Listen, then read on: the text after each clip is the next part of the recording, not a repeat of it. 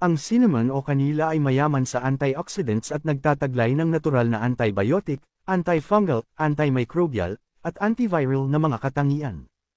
Ang pag-inom ng tea mula rito ay nakakabuti sa kalusugan ng utak, nag-i-improve ng brain function at nakakaiwas sa mga neurological disorders.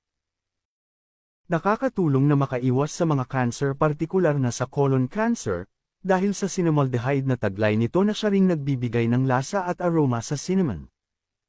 Ginagamit rin ito bilang natural na panlaban sa mga allergies at binabawasan ang mga allergy symptoms. Nagpapababa ng bad cholesterol level at nagbibigay proteksyon sa puso. May anti-diabetic na epekto, lunas sa kandida, sa pagduduwal, pagsusuka, diarrhea, panlaban sa mga infections, at mabuti sa skin health at oral health. Follow my page para sa marami pang kaalamang panghalaman na ating tatalakayin at pag-uusapan.